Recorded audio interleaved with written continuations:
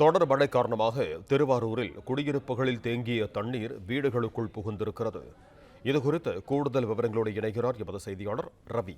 வணக்கம் ரவி, உங்களிடம் இருக்கும் தகவல்களை சொல்லுங்க. வணக்கம்.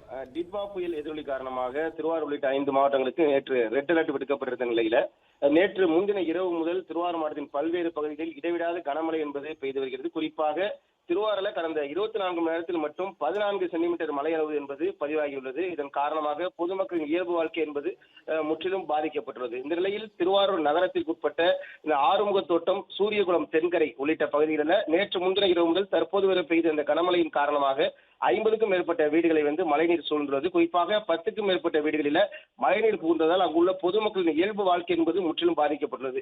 சில வீடுகளில் முழங்கால் அளவிற்கு தண்ணீர் இருப்பதால் பொருட்களை உயரமான இடத்தில் வைத்துவிட்டு பாத்திரங்களால் தண்ணீரை வீட்டுக்குள்ளிருந்து வெளியே இறைத்து வருகின்றனர். குறிப்பாக இந்த பகுதியில் திருவாரூர் நகராட்சியில் பணிபுரியக்கூடிய தூய்மை காவலர்கள் 15க்கும் மேற்பட்டவர்கள் வசித்து வருகின்றனர் என்பதும் குறிப்பிடத்தக்கது. மேலும் வீடுகளில் புகுந்த இந்த மழைநீரில் பாம்பு போன்ற விஷ ஜந்துக்கள் வீட்டுக்குள்ள வருவதால் குழந்தைகள் மற்றும் முதியவர்களை வைத்துக் கொண்டு வீட்டில் இருக்க முடியாத சூழல் இருப்பதாகவும், அதேபோல் அத்தியாவசிய தேவைகளுக்காக வெளியில் சென்று வரக்கூடிய சூழ்நிலை கூட இல்லாத நிலையில் இருப்பதாகவும் இப்பகுதி பொதுமக்கள் வேதனை தெரிவிக்கின்றனர். எனவே நகராட்சி நிர்வாகம் உடனடியாக அந்த மழைநீரை அப்புறப்படுத்தி தர வேண்டும் எனவும் இப்பகுதி மக்கள் கோரிக்கை வைக்கின்றனர். நன்றி ரவி, உங்க தகவல்களுக்கு. பிளே ஸ்டோர் மற்றும் ஆப் ஸ்டோரில் இருந்து பாலிமர் செயலியை QR கோடு மூலம் பதிவிறக்கம் செய்யுங்கள்.